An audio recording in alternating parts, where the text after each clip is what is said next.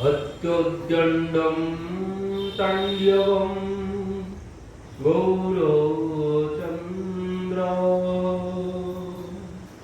कुर्वन् भक्तैः जगन्नाथगे नानाभावलङ्कृतं यो सदामना चक्रे विश्वं प्रेमवन्यानि मग्नम्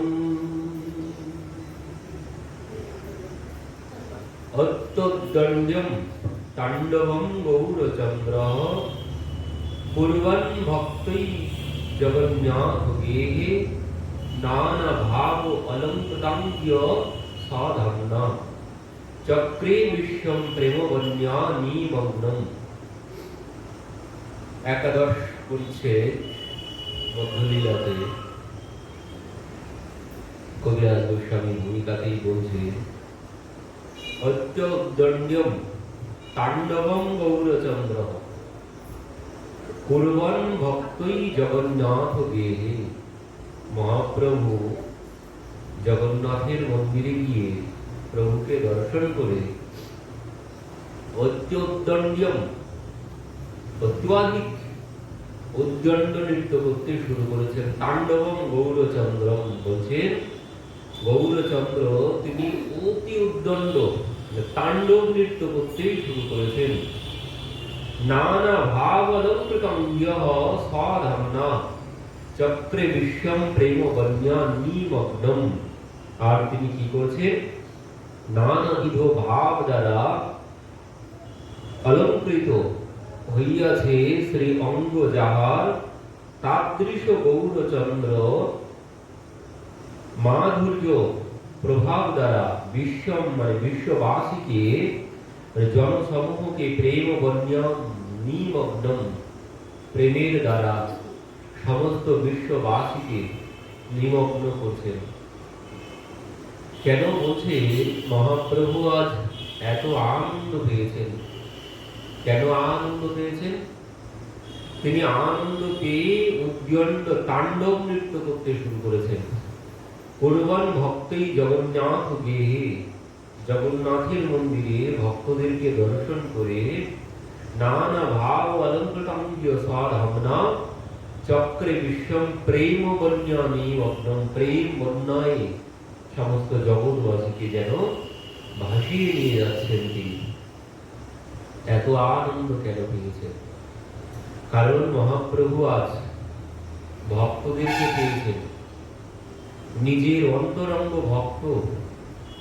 এর আগে আমরা দশম পরিচ্ছেদে শ্রবণ করেছি গৌড় দেশের পুরীধামের যত ভক্তবৃন্দ ছিল তাদের সাথে মহাপ্রভুর সাক্ষাৎ হয়েছে, শব্দজির সাথে মহাপ্রভুর মিলন হলো, গোবিন্দের সাথে মহাপ্রভুর মিলন হয়েছে। আর এবার যে একাদশ পরিচ্ছেদে কবিরাজ গোস্বামীপাদ বর্ণনা করছে, একাদশ পরিচ্ছেদে এবার গৌড় দেশের সমস্ত ভক্তদের সঙ্গে মহাপ্রভুর মিলন হয়েছে। আর সেই জন্যে মহাপ্রভু এত আনন্দ পেয়েছেন। কারণ ভগবান ভক্ত পান মানে আনন্দ পান কখন? ভগবান মানে ভক্ত যেমন ভগবান দর্শন করে আনন্দ পান, ঠিক তেমন ভগবানও ভক্ত দর্শন করে আনন্দ পান। ভগবান ভক্ত দর্শনেই আনন্দ পান। আর এই জন্যেই মহাপ্রভু আজ তাণ্ডব উদ্দণ্ড নৃত্য করতে শুরু করেছেন। আজ তিনি সমস্ত ভক্তদের পেয়েছেন। তো ভক্তরা ভগবানের কাছে এলে ভগবান আনন্দ পান। তো এই জন্য আজ মহাপ্রভু আনন্দে নৃত্য করতে শুরু করেছেন। গৌড় দেশের সমস্ত উড়িয়া গৌড়িয়া মিলন হয়েছে। সেই উড়িয়া গৌড়িয়া মিলনেই মহাপ্রভু এত আনন্দ পেয়েছেন। জয় জয় শ্রী চৈতন্য জয় নিত্যানন্দ জয় দ্বৈত চন্দ্র জয় গৌর ভক্তবৃন্দ। আর দিন সার্বভৌম কহে প্রভু স্থানে, অভয় দান দেহ তবে করি নিবেদনে। সার্বভৌম ভট্টাচার্য পরের দিন আর দিন সার্বভৌম কহে প্রভু স্থানে, অভয় দান দেহ তবে কহি নিবেদনে। বলছেন প্রভু যদি অভয় দান করো তাহলে একটি কথা নিবেদন, একটি নিবেদন আছে আমার, বলল। প্রভু কহে কহ তুমি কিছু নাহি ভয়, যোগ্য হইলে করিব অযোগ্য হইলে নয়। বলছেন বলো তুমি, কোনো ভয় পেও না, যদি যোগ্য হয় তো আমি শুনবো, আর যদি অযোগ্য হয় তাহলে আমি গ্রহণ করবো না তোমার কথা। তো সার্বভৌম ভট্টাচার্য বলছেন, মানে এখান থেকে শুরু হচ্ছে ভক্তদের মিলন প্রসঙ্গ। পুনরায় সার্বভৌম ভট্টাচার্য এর আগে পুরীধামের যত ভক্তবৃন্দ ছিল সবার সাথে ইনি মহাপ্রভুর পরিচয় করিয়ে দিয়েছেন।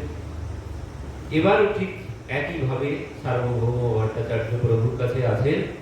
তো তিনি প্রথম নিবেদন করছেন ভক্তের মিলনের জন্য, ভগবানের সাথে ভক্তের মিলনের জন্য। এই যে ভগবান পাওয়ার সহজ পথ কি, কপিল ভগবান বলেছিলেন মাকে, মা যদি ভগবান পেতে চাই তো সরাসরি যদি আমি ভগবান পেতে চাই ও কত জন্ম লাগবে তার কোনো ঠিক ঠিকানা নেই। কিন্তু ভগবান পাওয়ার একটি সহজ পথ আছে। কি পথ? বলছেন মা যিনি পেয়েছে তাকে গিয়ে ধরতে হবে। সরাসরি ভগবান পাওয়া যাবে না, সরাসরি ভগবান পাওয়া যাবে, সে কত জন্ম লাগবে তার কোনো ঠিক ঠিকানা নেই। কিন্তু সহজ পথ আছে একটি, এই জীবনেই পাওয়া যাবে। সেটি কিভাবে? বলছেন ওই যেভাবে বিদ্যুতের তারে যদি কেউ হাত দেয়, খোলা তারে যদি কেউ হাত দেয় বিদ্যুতের, তার যেমন শক লাগবে, ঠিক তেমন দ্বিতীয় ব্যক্তিকে আর তারে হাত দেওয়ার প্রয়োজন হবে। সে শুধু ওই যার শক লেগেছে তাকে স্পর্শ করলেই হয়ে যাবে। তো ঠিক এইভাবে বলছেন ওই সরাসরি হাত দেওয়া মানে ভগবানের কাছে যাওয়া যাবে না, সরাসরি তার কাছে পৌঁছাতে কত সময় লাগবে তার কোনো ঠিক ঠিকানা নেই। কিন্তু সহজ পথ কপিল ভগবান মাকে বলছেন, যে মানে যিনি তাকে পেয়েছেন তাকে গিয়ে ধরতে হবে, তাহলে খুব সহজে পাওয়া যাবে। তো ঠিক সেই জন্যই এখানে ওই যে একজন ঘটক না হলে হয় না কোনো কর্ম, তো এখানে ওই ঘটক হচ্ছেন সার্বভৌম ভট্টাচার্য। তো এনাকে ঘটক কে করেছেন? এনাকে ঘটক করেছেন প্রতাপরুদ্র রায়। তো এই প্রতাপরুদ্র রায়ের হয়ে সার্বভৌম ভট্টাচার্য মহাপ্রভুর কাছে নিবেদন করছেন। কি বলছেন? সার্বভৌম কহে এই প্রতাপরুদ্র রায় উৎকণ্ঠিত হইয়া তোমা মিলিবারে চায়।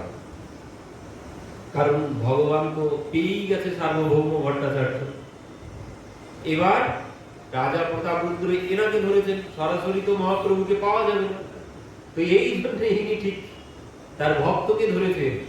ভক্তকে না ধরলে ভগবানকে অত সহজে লাভ করা যায় না, এই জন্য তিনি তার ভক্তকে ধরেছেন।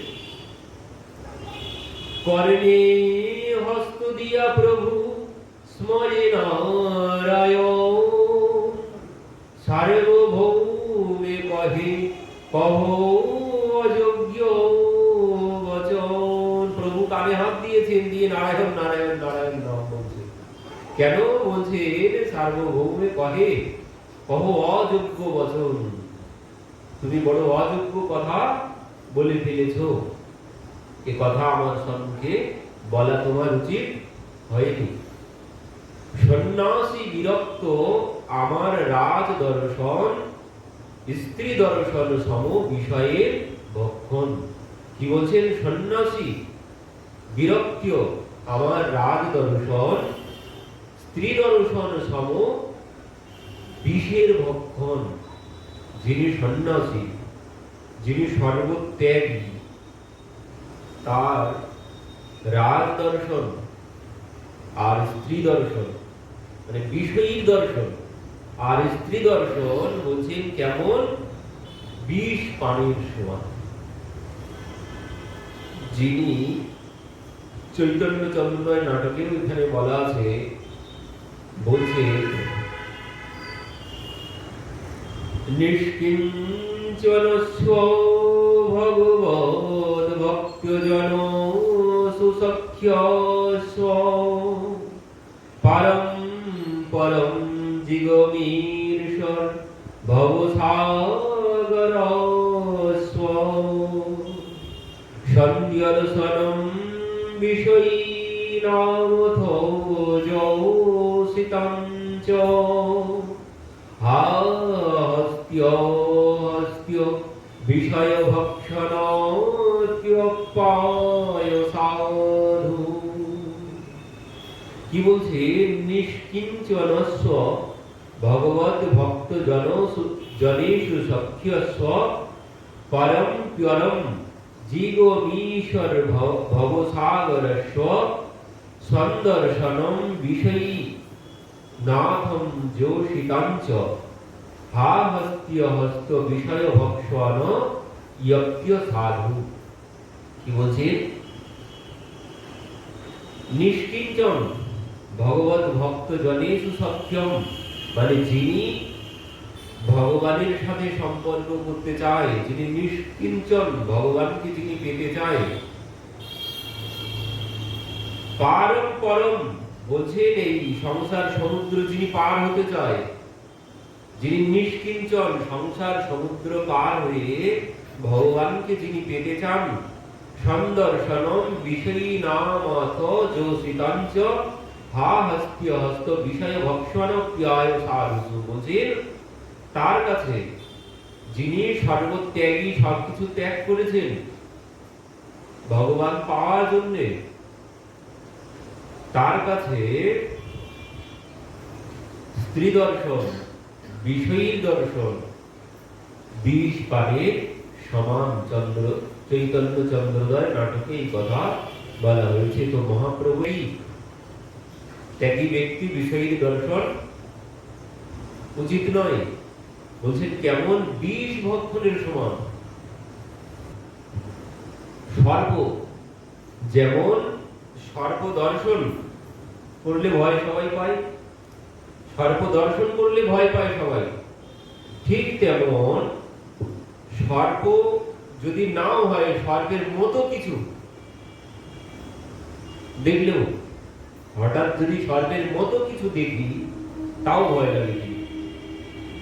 তো বলছেন ঠিক অমনি বিষয়ী দর্শন আর নারী দর্শন এর মতোই, মানে এমন ভয় পাওয়া উচিত যেমন সর্পকে ভয় পাই, ঠিক তেমন একজন সন্ন্যাসীর পক্ষে কোনোদিন সম্ভব নয়।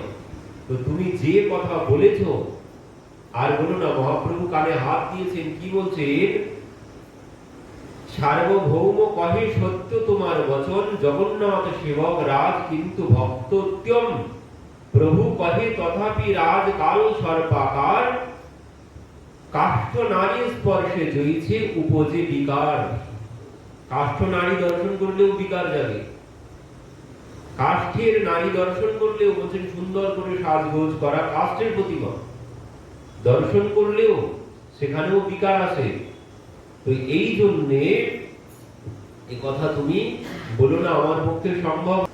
অকারাদপি দেভ্যম স্ত্রীণম বিষয়ীনামপি যথা মনসঃ শোভয়স্ত্যথা তস্য কৃতেরপি। বলছেন এখানে স্ত্রীলোক ও বিষয়াসক্ত ব্যক্তিগণের মৃত্তিকাদি নির্মিত মূর্তি হইতেও ভয় জন্মে।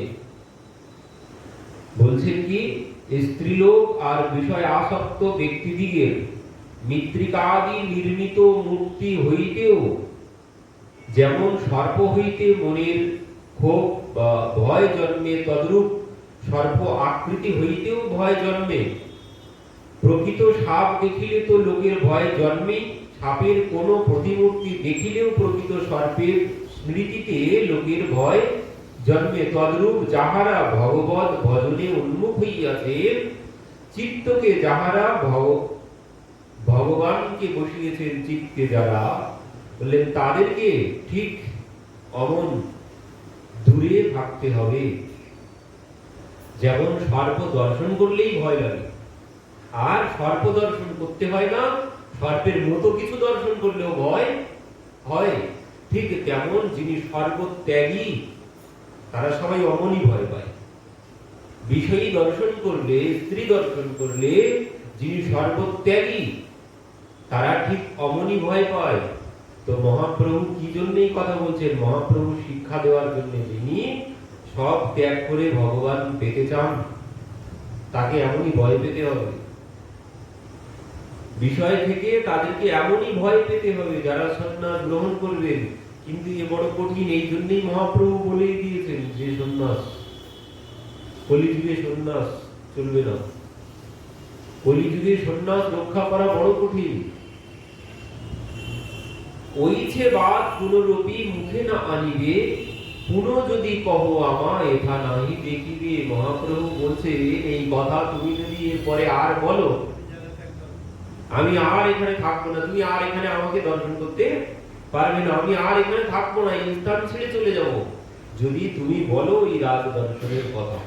কারণ রাগ দর্শন মানে বিষয়ী, বিষয়ীর সঙ্গ সম্ভব নয় একজন সন্ন্যাসীর পক্ষে। কারণ কি বললেন? তার মন যদি একবার চঞ্চল হয়ে যায়, বিষয়ের প্রতি আসক্ত হয়ে পড়ে, তাহলে তার সন্ন্যাস গ্রহণ করাই তো নিরর্থক হয়ে যাবে। এই জন্য মহাপ্রভু শিক্ষা দেওয়ার জন্য বললেন যে বিষয়ীর সঙ্গ কোনোভাবেই করা চলবে না যদি তুমি সন্ন্যাস রক্ষা করতে চাও। বললেন একজন সর্বত্যাগীর ক্ষেত্রে বিষ ভক্ষণের সমান। বিষয়ীর সঙ্গ করা, স্ত্রী দর্শন করা বিষ পান করার সমান একজন সন্ন্যাসীর পক্ষে। কারণ তিনি জগৎকে শিক্ষা দেওয়ার জন্য এই কথা বলছেন। ভয় পাইয়া সার্বভৌম নিজ ঘরে গেলা, হেন কালে প্রতাপরুদ্র পুরুষোত্তমে আইলা। এমন সময় প্রতাপরুদ্র পুরুষোত্তমে এসে উপস্থিত হয়েছেন, মানে তিনি কটকে থাকতেন, তো তিনি এখানে এসে উপস্থিত হয়েছেন। রামানন্দ রায় আইলা গজপতি সঙ্গে, প্রথমেই প্রভুরে আসি মিলিলেন রঙ্গে। রামানন্দ এসেছেন। প্রতাপরুদ্রের উপাধি হচ্ছেন গজপতি। এক এক জায়গায় রাজাদের এক এক রকম, ছত্রপতি যেমন উপাধি, ঠিক তেমন এখানকার রাজাদের উপাধি ছিল গজপতি। তো এখানে বলছে রামানন্দ রায় আইলা গজপতি সঙ্গে, প্রথমেই প্রভুরে আসি মিলিলেন রঙ্গে। তো রাজার সঙ্গে, রাজাও যেমন এসেছেন, রাজার সঙ্গে রামানন্দ রায়ও তিনিও এসেছেন। তো তিনি এসে কি করলেন? প্রথমেই প্রভুর সঙ্গে গিয়ে আগে মিলিত হয়েছেন। রায় প্রণতি কইল প্রভু, কইল আলিঙ্গন, দুইজনে প্রেমাবেশে করেন কন্দন। রায় প্রণতি কইল, প্রভু কইল আলিঙ্গন। রায় রামানন্দ গিয়ে মহাপ্রভুকে প্রণাম করেছেন, মহাপ্রভু গিয়ে রায় রামানন্দকে জড়িয়ে ধরেছেন, ধরে দুইজনেই কাঁদতে শুরু করেছেন। রায় সনে প্রভুর দেখিয়ে স্নেহ ব্যবহার, সভক্তগণ মনে হইল চমৎকার। রায় রামানন্দের সঙ্গে এই ব্যবহার দেখে ভক্তগণ তারা যারা ছিলেন সেখানে সবাই বড় আনন্দ পেয়েছেন। রায় কহে তোমা আজ্ঞায়, রাজাকে কহিলা তোমার ইচ্ছায় রাজা মোরে বিষয়ে ছাড়াইলা। বলছেন তুমি, মানে ওই যে যখন মহাপ্রভু গিয়েছিলেন দক্ষিণ ভারতে, তো সেখানে যখন মহাপ্রভুর সাথে সেই রামানন্দের কথোপকথন হলো, তো সেখান থেকে মহাপ্রভু যখন চলে গেলেন, পরবর্তীতে রায় রামানন্দ আর থাকতে পারছেন না, তো তিনি তখন রাজার কাছে গিয়ে বলছেন মহারাজ আমার এই মন্ত্রীর পদ আর ভালো লাগছে, আমি আর এই পদ চাই না। তো মহারাজ তখন বলছেন কেন চাও না? তো তখন রামানন্দ বলছেন আমি যুগল পদ পেয়ে গেছি, এই রাজ কর্মচারীর পদ আমার আর ভালো লাগছে না। কোন যুগল পদ পেয়েছো?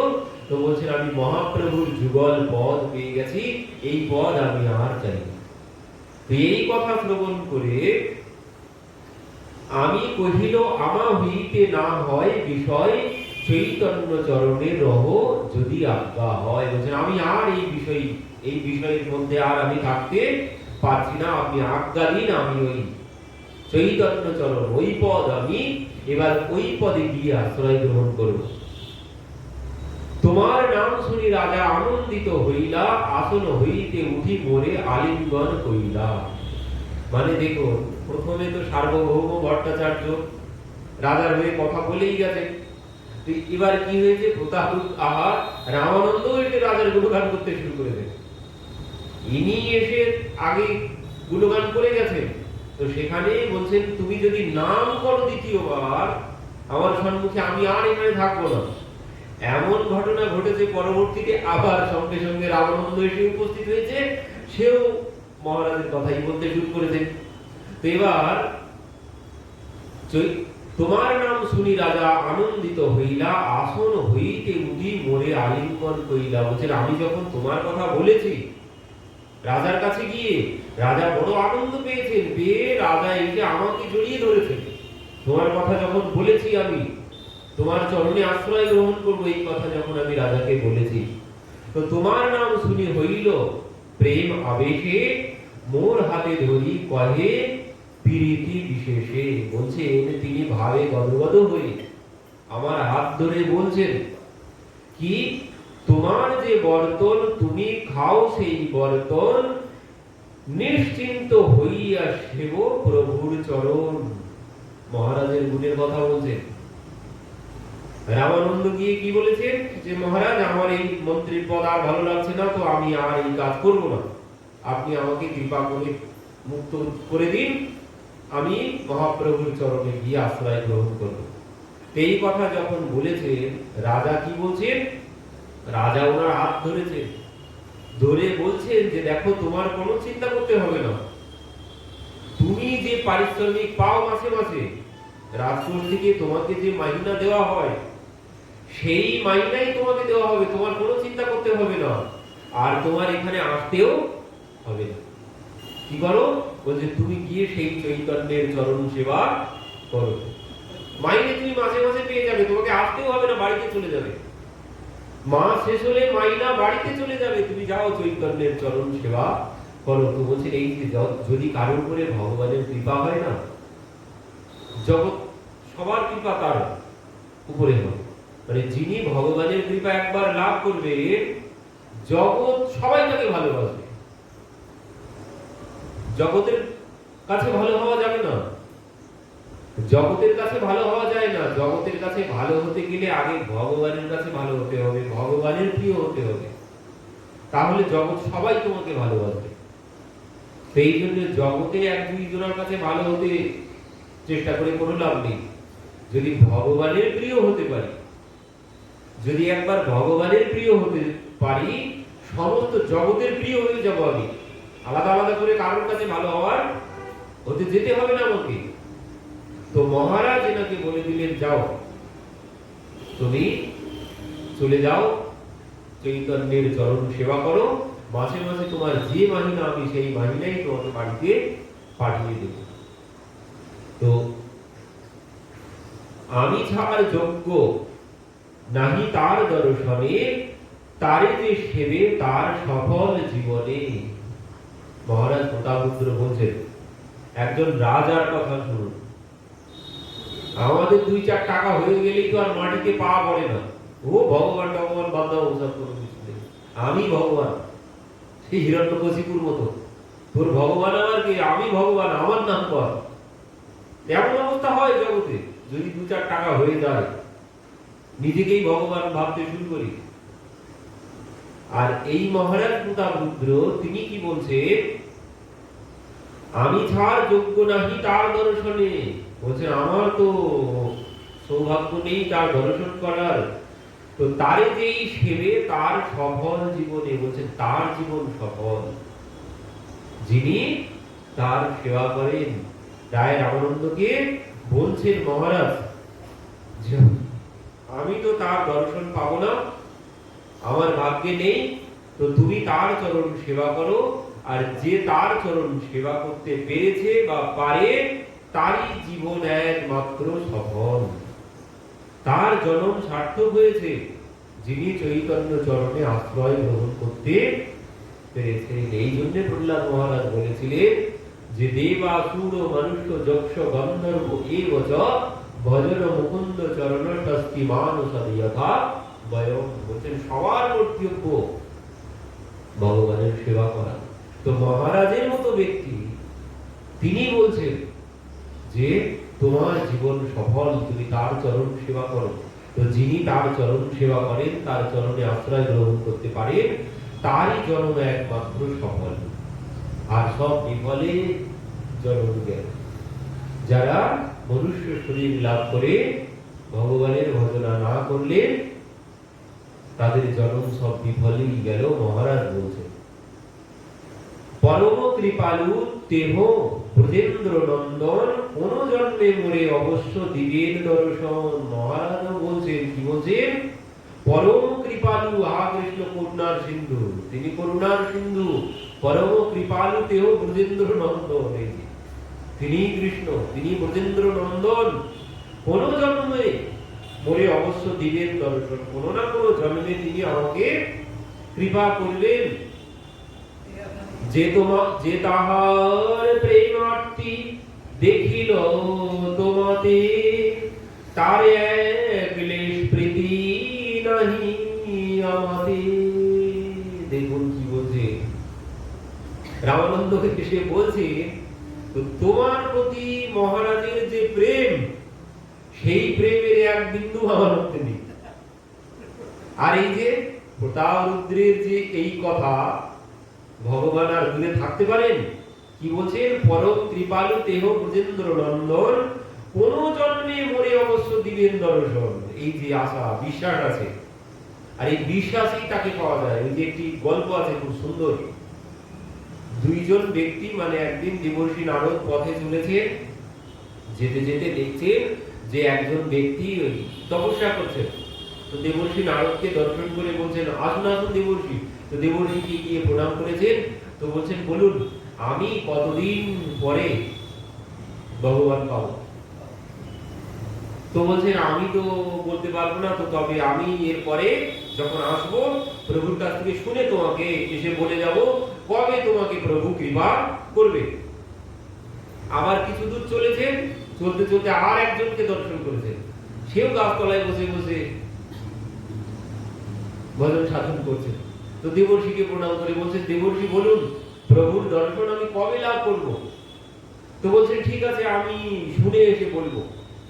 তো একদিন দেবর্ষি গিয়েছেন প্রভুর কাছে, গিয়ে বলছেন, প্রভু দুইজন ভক্তের দর্শন পেলাম, তো তারা জিজ্ঞাসা করেছে যে আপনার দর্শন তারা কবে লাভ করবে? তো ভগবান দেবর্ষি নারদকে বলছে, এবার যখন যাবে ওই পথে, এবার গেলে তুমি তাদেরকে বলো যে তারা যেখানে বসে, মানে যে গাছের নিচে বসে বসে আমার ভজনা করছে, তাদের বলবে ওই গাছে যত পাতা আছে ততবার তাদেরকে জন্মগ্রহণ করতে হবে, তারপরে আমার দর্শন তারা পাবে। এবার দেবর্ষি নারদ এই কথা শ্রবণ করে সেইখান দিয়ে যখন আসছিলেন, তো সেখানে সেই ভক্তের দর্শন পেয়েছেন। সে ভক্ত গিয়ে তো দৌড়িয়ে দেবর্ষির চরণে পড়েছেন, দেবর্ষি বলুন বলুন কথা হয়েছে প্রভুর সাথে আমার বিষয়ে? তো বলছেন, হ্যাঁ প্রভুর সাথে আমি কথা বলেছি। তো কি কথা হলো? প্রভু কবে দর্শন দেবেন? তো বলছেন, প্রভু বলেছেন, আমি বলেছিলাম তোমার কথা। তো বলছেন, এই যে তুমি যে গাছতলায় বসে বসে তার ভজন করছো, এই গাছে যত পাতা আছে ততবার তোমাকে জন্মগ্রহণ করতে হবে, আর প্রত্যেক জন্মেই এইভাবে ভজন সাধন করতে হবে, তারপর তুমি তার দর্শন পাবে। ইনি বলছেন, আমার দরকার নেই, আমি বাড়িতে চললাম। আসন উঠিয়ে নিয়ে ইনি বাড়িতে চলে যাচ্ছেন। আর কিছু দূর গিয়েছেন, গিয়ে দ্বিতীয় ভক্ত ছিল, তো দ্বিতীয় ভক্তের ওই একই অবস্থা। দ্বিতীয় ভক্ত এসে প্রণাম করে জিজ্ঞাসা করছেন, বলুন দেবর্ষি আমার কথা প্রভুকে বলেছিলেন? তো বলছেন, হ্যাঁ বলেছিলাম। তো প্রভু কি বলেছে? তো বলছেন, দেবর্ষি বলছেন, শুনবেন কি বলেছে? বলছেন, হ্যাঁ বলুন। তো বলছে, প্রভু বলল যে এই যে গাছতলায় আপনি বসে আছেন, এই গাছে যত পাতা আছে এতবার আপনাকে জন্মগ্রহণ করতে হবে, আর প্রত্যেক জন্মে এইভাবে ভজন সাধন করতে হবে। তাহলে আপনি প্রভুর দর্শন পাবেন। এবার প্রথম ব্যক্তিকে বলেছিল, সে কি করেছে? আসনটা গুটিয়ে নিয়ে সোজা বাড়িতে চলে গেছে। ও ভগবান, দরকার নেই আমার। এতবার জন্মগ্রহণ করবো, এই গাছে কত পাতা আছে গুণে বলাও সম্ভব নয়। এতবার জন্মগ্রহণ করবো, তারপর ভগবান পাবো? ও ভগবান, আমার দরকার নেই বলে সে আসন গুটিয়ে নিয়ে বাড়িতে চলে গেছে। আর দ্বিতীয় ব্যক্তিকে যখন এই কথা, একই কথা বলেছেন, দ্বিতীয় ব্যক্তি বলছে, প্রভু তো তার মানে আমার কথা জানতে পেরেছেন তিনি, তো তিনি তো বলেছেন দর্শন দেবেন, তো যেদিন হোক তো একদিন দেবেনই। তো এই ভরসায় সেই ব্যক্তি কি করেছেন? দেবর্ষি নারদের সাথে আর কোনো কথা না বলে সোজা গিয়ে সেই আসনে বসে পড়েছেন, গিয়ে পুনরায় ভজনে মগ্ন হয়ে পড়েছেন। এমন সময় সঙ্গে সঙ্গে দেবর্ষি সেখান থেকে এখনো যায়নি, সে গিয়ে বসে পড়েছেন।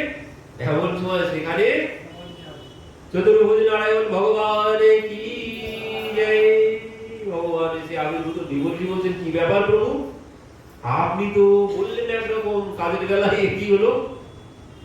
তো বলছেন, দেখো আমি এই জন্য এসেছি, কারণ এই যে বিশ্বাস, এই যে বিশ্বাসের জন্য আমি এর কাছে আসতে বাধ্য হয়ে গেলাম। আমি আর থাকতে পারলাম না। যদিও আমি বলেছিলাম এত জনক অপেক্ষা করতে হবে, কিন্তু এনার এই বিশ্বাসের জন্য, আমার প্রতি তার শ্রদ্ধার জন্য আমি আর অপেক্ষা করতে পারলাম না। আমাকে যেমন ভক্ত দর্শনের জন্য ব্যাকুল হয়, তার থেকে 10 গুণ বেশি ব্যাকুল আমি ওই ভক্ত দর্শনের জন্য। ভক্ত যেমন ভগবান দর্শনের জন্য ব্যাকুল হয়, তার থেকে ভগবান ভক্তকে দর্শন করার জন্য ব্যাকুল হয়ে যান। তো ভগবান বলছেন, আমি আর থাকতে পারলাম না, আমি চলে এলাম। এর এই শ্রদ্ধা বিশ্বাস দেখে আমি বলেছিলাম এতদিন পরে দর্শন দেব, কিন্তু আমি আর অপেক্ষা করতে পারলাম না। যদিও আমার ভক্ত অপেক্ষা করতে পারে, কিন্তু আমি অপেক্ষা করতে পারি না। এই জন্য আমি এসে উপস্থিত হলাম। এই যে রাজা প্রতাপরুদ্র, তারও মনের মধ্যে ভরসা আছে, বিশ্বাস আছে, আর এই জন্যই তিনি মহাপ্রভুর সাক্ষাৎ পাবেন। এখানে কি বললেন? পরম কৃপালু দেহ ব্রজেন্দ্র নন্দন, কোন জন্মে মোরে অবশ্য দিবেন দর্শন, কোন না কোন জন্মে তিনি আমার দর্শন তো দেবেনই। এই ভরসার জন্য তিনি পরবর্তীতে তাকে পেয়ে গেলেন। কি বলছেন? যে তাহার প্রেম আরতি দেখিল তোমাতে, তার এক লেশ প্রীতি নাহি আমাতে। বলছেন, তার রামানন্দ বলছেন যে তোমার প্রতি তার যে প্রেম আছে, ওই প্রেমের এক বিন্দু আমার মধ্যে নেই। আর ওই যে আগেই আমরা তো আলোচনা করেই এসেছি, সার কি? সার হচ্ছে প্রেম ভক্তি। প্রেম ভক্তি হচ্ছে সাধ্য সার। আর তার জন্যে যেখানে প্রেম ভক্তি আছে, ভগবান তো সেখানে বাধা পড়বেনই পড়বেন, যেখানে প্রেম ভক্তি আছে। এই জন্যে রামানন্দ রায় বলছেন, তার মধ্যে যে প্রেম আছে, সেই প্রেমের এক কোনো আমার মধ্যে নেই। প্রভু কহেন, তুমি কৃষ্ণ ভক্ত প্রধান, তোমারে যে প্রীতি করে সেই ভাগ্যবান। এইবার প্রভু আসল কথা বলেই ফেলেছে। আগে কি বললেন? রাজার কথা শ্রবণ করে বলছেন, তুমি যদি এই কথা বলো তাহলে আমি আর এখানে থাকবো না, আমাকে এখানে দেখতেই পাবে না। কিন্তু এবার মহাপ্রভু কি বলছেন? বলছেন যে তোমাতে যে প্রীতি করে সেই ভাগ্যবান। কারণ কি? কারণ তুমি আমার ভক্ত। মহাপ্রভু বলছেন, তুমি আমার ভক্ত, আর তোমাকে যে ভালোবাসে, তুমি আমার ভক্ত আর তোমাকে যে ভালোবাসে, সেই হচ্ছে ভাগ্যবান, সেই মহাভাগ্যবান। কেন? পরবর্তীতে প্রমাণও দেখাচ্ছেন। দেখুন, তোমাকে এতে প্রীতি হইল রাজার, সেই গুণে কৃষ্ণ তারে করিবেন অঙ্গীকার। মহাপ্রভু বলেই দিয়েছেন, তোমাকে যে ভালোবাসে রাজা, তো তার জন্য কৃষ্ণ তাকে কৃপা করবেন। মহাপ্রভু বলেই দিয়েছেন। কেন? কারণ এখানে বলছেন, ভগবান নিজে বলেছেন অর্জুনকে, যে মে ভক্ত্য জন পার্থ ন মে ভক্ত্যশ্চ তে জন মদ ভক্ত্য নঞ্চ যে ভক্ত্যাস্তে মে ভক্ত্যো তমামতঃ। যে মে ভক্ত জনঃ পার্থ ন মে ভক্তশ্চ তে জনঃ। কি বলছেন? যে মে ভক্ত জনঃ পার্থ, অর্জুন যে আমার ভক্ত সে ন মে ভক্তশ্চ তে জনঃ, বলছেন সে আমার ভক্ত নয়। যে আমার ভক্ত সে ভক্ত নয়। কি বলছেন? মদ ভক্ত নঞ্চ যে ভক্তি আসতে মে ভক্ত তমামতঃ, বলছেন সেই হচ্ছে প্রকৃত ভক্ত, যে আমার ভক্তের ভক্ত, সেই আমার প্রকৃত ভক্ত। এই জন্য মহাপ্রভু বলছেন তোমাকে যে প্রীতি করে সেই মহাভাগ্যবান। মানে কি? সেই হচ্ছে মহাভাগ্যবান যিনি ভক্তকে ভালোবাসেন। যে আমার ভক্তের যিনি সেবা করবেন আমি তার প্রতি আরো বেশি প্রীত হই। যিনি আমার ভক্তের সেবা করবেন। আরো আছে, আরো বলছেন দেখো, সেই বিদুর মৈত্রেয় সংবাদে যখন আমরা সেই আগে প্রসঙ্গে শ্রবণ করেছিলাম, উদ্ধবের সাথে যখন কথা হলো, তো পরবর্তীতে বিদুর মহারাজ তো গেলেন পাণ্ডবদের সভায়, দাদা বৌদিকে সেখান থেকে বললেন, তো দাদা বৌদি সেখান থেকে চলে গেল, পরের দিন এখান থেকে ইনিও চলে গেল। তো এবার সেখান থেকে তিনি মৈত্রেয় ঋষির আশ্রমে গিয়েছিলেন। তো সেখানে মৈত্রেয় বিদুর সংবাদ অনেক কথাবার্তা সেখানে হয়েছে। তো সেখানে বিদুর মহারাজ একটি প্রসঙ্গে কথা বলছেন, দুরাপা অল্প তপসা সেবা বৈকুণ্ঠ্যবত্মসু যত্র উপগীয়তে নিত্যম দেবদেব জনার্দন। কি বলছে? দুরাপা অল্পতা তপসাহ সেবা বৈকুণ্ঠবত্মসু যত্র উপগীয়তে নিত্যম দেবদেব জনার্দন। কি বলছে?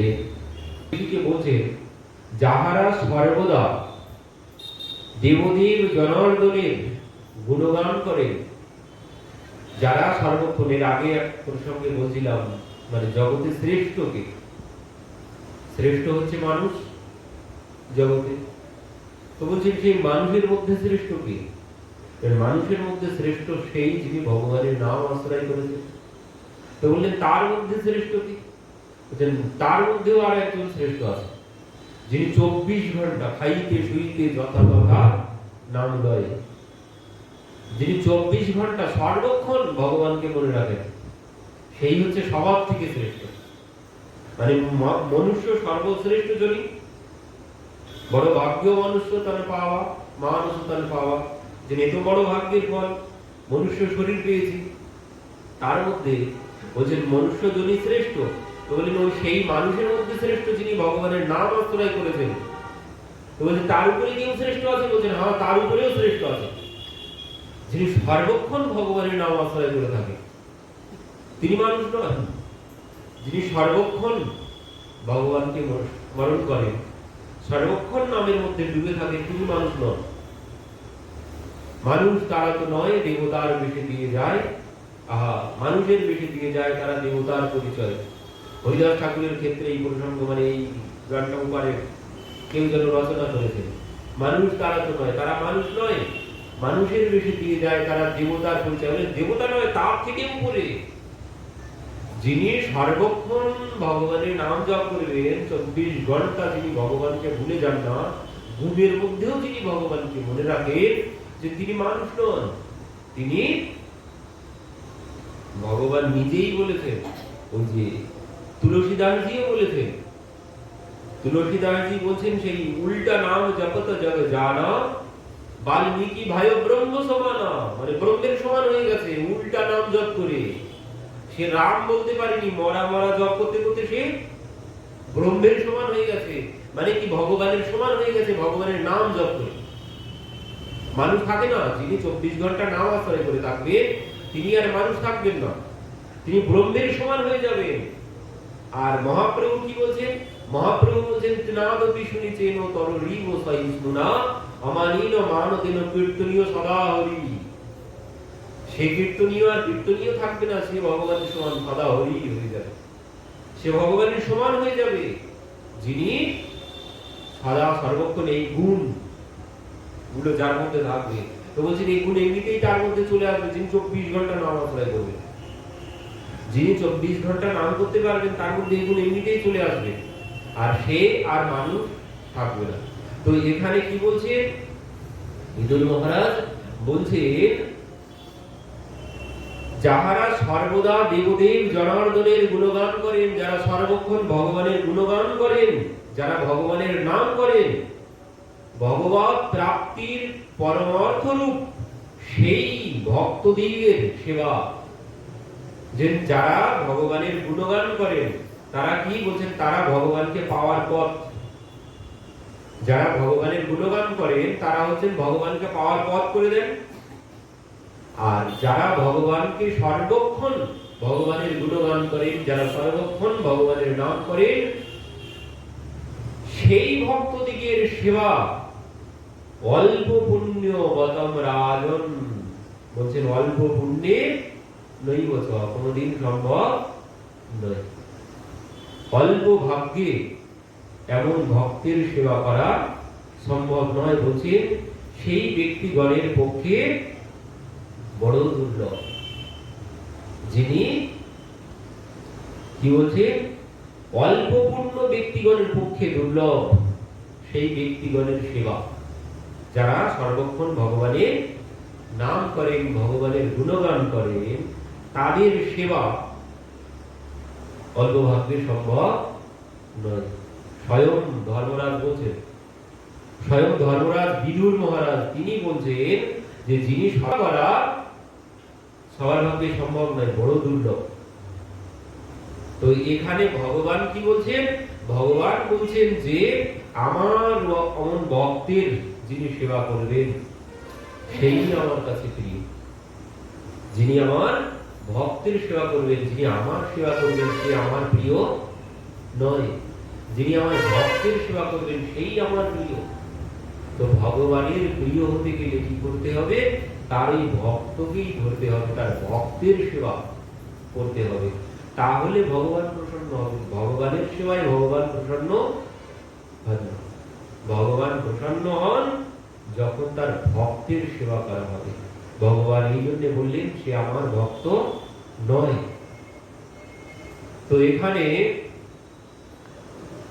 পুরী ভারতী গোসাই স্বরূপ নিত্যানন্দ চারি গোসাইয়ের কইল চরণ ভিবন্দ। পুরী ভারতী গোসাই স্বরূপ নিত্যানন্দ চারি গোসাইয়ের কইল চরণ ভিবন্দ। সবাই চরণ বন্দনা করলেন প্রভুর। জগদানন্দ মুকুন্দ আদি যত ভক্তগণ যথাযোগ্য সব ভক্তে করিল মিলন। প্রভু কহে রায় দেখিলে কমল লোচন, রায় কহে এবে যাইব তার দর্শন। রায় রামানন্দ মহাপ্রভুর কাছে এসেছেন, রাজা আর রায় রামানন্দ দুইজনেই এসেছেন একসাথে। তো রাজা রাজার জায়গায় গেছেন আর রামানন্দ এসে মহাপ্রভুর কাছে সোজা গেছেন। এখনো কিন্তু নিজের বাড়িতেও যাননি তিনি সোজা মহাপ্রভুর কাছে গেছেন। তো মহাপ্রভুর কাছে যখন গেছেন মহাপ্রভু বলছেন, প্রভু কহে রায় দেখিলে কমল লোচন, মানে জগন্নাথ দর্শন করেছো? রায় কহে এবে যাই পাবো দর্শন। বলছেন এবার গিয়ে দর্শন করবো। তিনি যাননি জগন্নাথ দর্শন করতে, আগে মহাপ্রভুর কাছে এসেছেন। প্রভু কহে রায় তুমি কি কর্ম করিলা? ঈশ্বর না দেখিয়া আগে এথা কেন আইলা? যে রায় তুমি কি করলে? তুমি আগে জগন্নাথ দর্শন না করে, ভগবান দর্শন না করে তুমি আমার কাছে চলে এলে, এ কি করলে? রায় কহে চরণ রথ হৃদয় সারথি। রায় তো সেও তো মহাপণ্ডিত, তিনি কি বলছেন দেখুন, রায় কহে চরণ রথ আর হৃদয় সারথি, যাহা লইয়া যায় তাহা যায় জীবন রথি। এ জীবন কোথায় যায়? বলছে চরণ আমার রথ আর হৃদয় হচ্ছে সারথি, সে যেখানে নিয়ে যায় জীবন তো সেখানেই যাবে। তো বলছে যাহা লইয়া যায় তাহা যায় জীবন রথি, আমি কি করিব মন ইহা লইয়া আইল, জগন্নাথ দর্শনে বিচার না করিল। বলছেন মন হচ্ছে রথ, চরণ রথ, আর হৃদয় হচ্ছে সারথি। আর ইহা লইয়া যায় তাহা যায় জীবন রথি, বলছেন এই মানে রথি হচ্ছে জীবন, আর রথ হচ্ছে চরণ, আর হৃদয় হচ্ছে সারথি, মানে যিনি রথ চালান। তো বলছে হৃদয় হচ্ছে সারথি মানে মন। তো মন আমাকে এখানেই নিয়ে এলো, সে ওখানে নিয়ে গেল না, তো আমি করবো কি? মন আমাকে এখানে টেনে নিয়ে এলো, আমি কি করব? তো বলছে আমি কি করিব মন ইহা লইয়া আইল, জগন্নাথ দর্শনে বিচার না করিল। প্রভু কহে যাও শীঘ্র করো দর্শন, ওইছে ঘর যাই করো কুটুম্ব মিলন। বলছেন আগে যাও, আগে যাও, গিয়ে ভগবান দর্শন করো, তারপর তুমি ঘরে গিয়ে আত্মীয়দের সাথে মিলন করো, তাদের সাথে দেখা করো। প্রভু আজ্ঞা পাইয়া রায় চলিলা দর্শনে, রায়ের প্রেম ভক্তি রীতি বুঝিয়ে কোন জনে। ক্ষেত্রে আসি রাজা সার্বভৌমে বলাইলা, সার্বভৌমে নমস্কারী তাহারে পুছিলা। এবার সার্বভৌম ভট্টাচার্যের কাছে মহারাজ এসেছেন, কারণ মহারাজ তো সার্বভৌম ভট্টাচার্যকে বলেই পাঠিয়েছে যে তুমি আমার হয়ে প্রভুর কাছে গিয়ে সুপারিশ করো, যাতে তার দর্শন আমি লাভ করতে পারি। তো সেই কথা শোনার জন্য কি সংবাদ হয়েছে, সেই সংবাদ জানার জন্য রাজা সার্বভৌম ভট্টাচার্যের কাছে এসেছে। তো এসে জিজ্ঞাসা করছেন, কি বলছে? মোর লাগি প্রভু পদে কইলে নিবেদন, সার্বভৌম কহে কইল অনেক যতন। বলছেন আমার জন্য তুমি প্রভুর কাছে নিবেদন করেছিলে, আমার কথা প্রভুকে বলেছিলে? তো সার্বভৌম বলছেন হ্যাঁ, অনেক ভাবেই তোমার কথা আমি প্রভুর কাছে বলেছি। তথাপি না করিবে দেহ রাজ দর্শন, ক্ষেত্র ছাড়ে পুনঃ যদি করি নিবেদন। বলছেন আমি তো কত ভাবে তোমার কথা বলেছি, কিন্তু তিনি কিছুতেই রাজ দর্শন করবেন না। পুনরায় যদি আমি তাকে গিয়ে নিবেদন করি, তিনি বলেছেন এই শ্রীক্ষেত্র ছেড়ে তিনি চলে যাবেন, এই জগন্নাথ ক্ষেত্র ছেড়ে তিনি চলে যাবেন। শুনিয়া রাজার মনে দুঃখ উপজিলা, বিষাদ করিয়া কিছু কহিতে লাগিলা। এই কথা শ্রবণ করে তো রাজা বড় দুঃখ পেয়েছেন। পাপী নিজ উদ্ধারিতে তার অবতার, শুনি জগাই মাধাই কেহ করিলা উদ্ধার। রাজা বলছেন যত পাপী তাপী উদ্ধার করার জন্যই তো তিনি অবতার গ্রহণ করেছেন। আমি শুনেছি তিনি জগাই মাধাইকে উদ্ধার করেছেন। প্রতাপ রুদ্র ছাড়ি করিব জগৎ উদ্ধার, এই প্রতিজ্ঞা করি জানি করিয়াছেন অবতার। রাজা বলছেন পাপী তাপী উদ্ধার করার জন্য তিনি অবতার গ্রহণ করেছেন, কিন্তু তিনি কি এই প্রতিজ্ঞা করেছেন যে প্রতাপ রুদ্রকে বাদ দিয়ে আর সবাইকে উদ্ধার করবেন? এই প্রতিজ্ঞা করে কি তিনি অবতার গ্রহণ করেছেন? আর এই কথা বলে তিনি বলছেন তার প্রতিজ্ঞা না করিব রাজ দর্শন, মোর প্রতিজ্ঞা তাহা বিনা ছাড়িব জীবন। এমন উৎকণ্ঠা যখন আসবে আর ভগবান দূরে থাকতে পারবেন না। রাজার উৎকণ্ঠা কিভাবে বাড়ছে দেখুন, এই উৎকণ্ঠাতেই ভগবান প্রকট হয়ে যায়। ভক্তের উৎকণ্ঠা না হলে কি বলছেন এখানে, তার প্রতিজ্ঞা না করিবে রাজ দর্শন, মোর প্রতিজ্ঞা তাহা কিন্তু ছাড়িব জীবন। এই তাকে না পেলে আমি জীবন ত্যাগ করব। সে প্রতিজ্ঞা করেছে সে আমাকে দর্শন দেবে না, আর আমি প্রতিজ্ঞা করছি তার দর্শন ছাড়া আমি জীবন ত্যাগ করব। এই জীবন আমি আর রাখবো না। এই হচ্ছে উৎকণ্ঠা। এমন উৎকণ্ঠা না হলে যে নামদেবজি 3 দিন ধরে দুধ রুটি দিচ্ছেন ভগবানকে, কোনোদিন খাচ্ছেন না। এবার 3 দিনের দিন কি করেছে, কিচ্ছু বলেন না, মাকেও বলেন না, নিজেও খান না। মা দিয়ে দেয় দুধ আর রুটি ভগবানকে নিবেদন করে খাওয়ার জন্য। আর ইনি কি করে, ভগবানের কাছে নিবেদন করেন করে ওই ভেবেছেন যে ভগবান খাবে, না হলে আমি তো খেতে পারছি না। এই জন্য ওই দিয়ে দেখে তো ভগবান খায় না। তো 1 দিন দেখেছেন, 2 দিন দেখেছেন, 3য় দিনের দিন কি করেছেন, মানে ভগবান খাচ্ছেন না দেখে নিজেও খাচ্ছেন না। নিজে কি করছেন, মাকেও বলছেন না জলে ফেলে দিচ্ছে দুধ রুটি সব। তৃতীয় দিন দিয়েছেন, দিয়ে কোনো কথা বলেননি। আস্তে আস্তে কি করেছেন, এই ফল বানানো ছুরিটা হাতে নিয়েছেন, নিয়ে বলছে দেখো আজ যদি না খাও, দাঁড়িয়ে আছে ভগবানের সম্মুখে দুধ রুটি দিয়ে, বলছেন যে দেখো আজ যদি না খাও তোমার তো কিছু করবো না, আমি আমার নিজের গলা কেটে ফেলবো। তো দিয়ে দাঁড়িয়ে আছে, ভগবান তো খাচ্ছেন না। এবার বাধ্য হয়ে কি করেছেন, এই হাতে ছুরি নিয়েছেন, নিয়ে এবার গলায় ধরেছেন, গলা কেটে ফেলবো তুমি যদি না খাও। আর যেই গলা কাটতে গেছে সঙ্গে সঙ্গে ভগবান এসে হাত ধরেছে। এমন উৎকণ্ঠা চাই, এমন উৎকণ্ঠা ছাড়া ওই যে ঠাকুর রামকৃষ্ণদেব তিনিও বলছেন বিবেকানন্দকে, ভগবান দেখতে চাস, মাকে দেখতে চাস? বলছেন হ্যাঁ দেখতে চাই। নিয়ে গেছেন গঙ্গায়, নিয়ে বলছে ডুব দে, তো ডুব দিয়েছেন আর চেপে ধরেছে। কিছুক্ষণ পর যখন উঠে ছেড়েছে, লাফ দিয়ে উপরে উঠে তো জোরে আগে শ্বাস নিয়েছে। ঠাকুর তুমি কি আমাকে মেরে ফেলতে চাইছো? বলছেন ওরে, এই যে যেমন প্রাণটা বেরিয়ে যাচ্ছিল, ছটফট করছিল, এমন ভাব যেদিন হবে সেদিন তার দর্শন পাবি।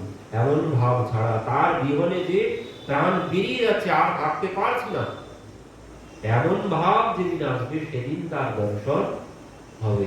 এই উৎকণ্ঠা ছাড়া তার দর্শন হবে না। এমনি এমনি এমনি এমনি যে গুরুদেব বলেছে 4 মালা 16 মালা 32 মালা জপ করলাম, নিজের কাজ যা কাজকর্ম আছে রুটিন মতো জীবন চলছে, আর একটু একটু করে নাম করছি, খাচ্ছি যাচ্ছি ঘুমাচ্ছি, ভগবান পেয়ে যাবো, কোনোদিন সম্ভব নয়।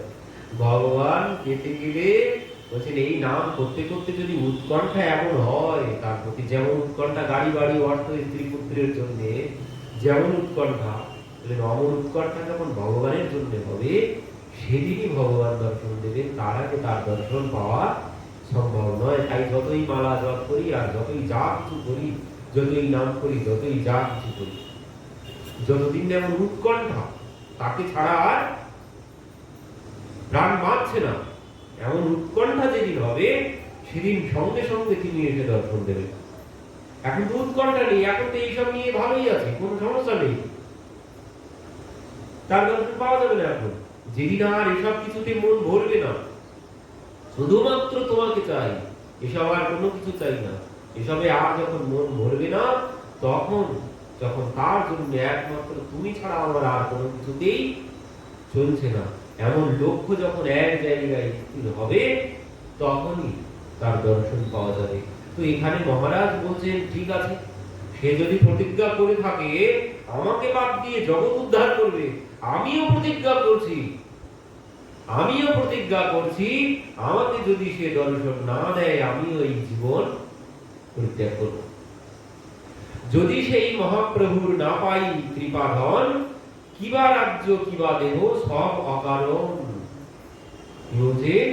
যদি সেই মহাপ্রভুর না পাই কৃপাধন, মহাপ্রভুর কৃপা যদি লাভ করতে না পারি, কিবা রাজ্য কিবা দেহ, মানে দেহেরও কোনো মূল্য নেই, ও রাজ্যেরও কোনো মূল্য নেই, সব অকারণ। ওই যে বললাম গাড়ি বাড়ি অর্থ সব ও খেলার খ্যাতি, ও যারা সাথে যাবে না তারা একলাই চলে যেতে হবে সাধের এ দেহ খালি নিয়ে, যে শ্মশান ভূমি এক মতো ছাই হয়ে যাবে।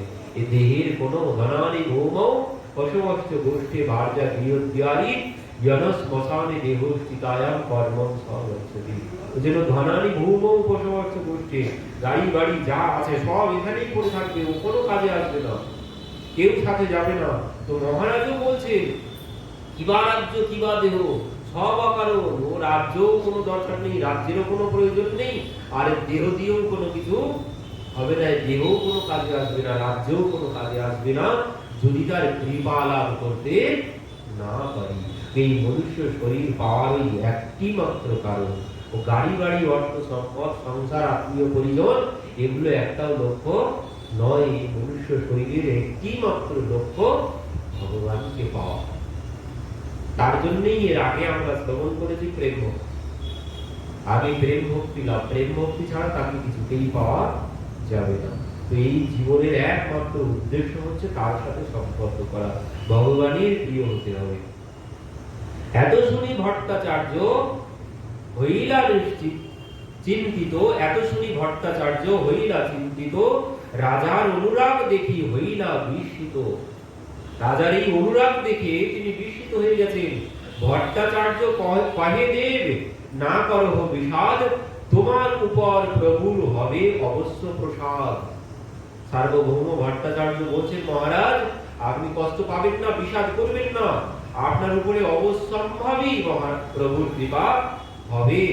দেহ প্রেমাধীন, তোমার প্রেম গাঢ়তর। এই যে ভগবানকে পাওয়ার জন্য প্রেম কে বস মে হ্যায় ভগবান, যে ভগবান হচ্ছে প্রেমের বশবর্তী। প্রেম নেহি তো মন্দির মে देखत है पाषाण, प्रेम के बस में है भगवान। একমাত্র প্রেমের বশবর্তী তিনি।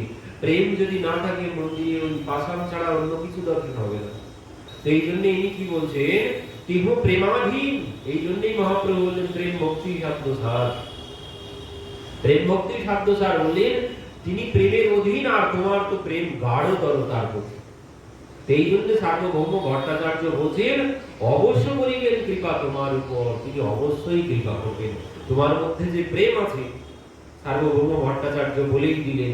ওদিকে তো রায় রামানন্দ আগেই মহাপ্রভুর সম্মুখে বলেই দিয়েছেন যে তার মধ্যে যে প্রেম আছে তার এক কোণাও আমার মধ্যে নেই।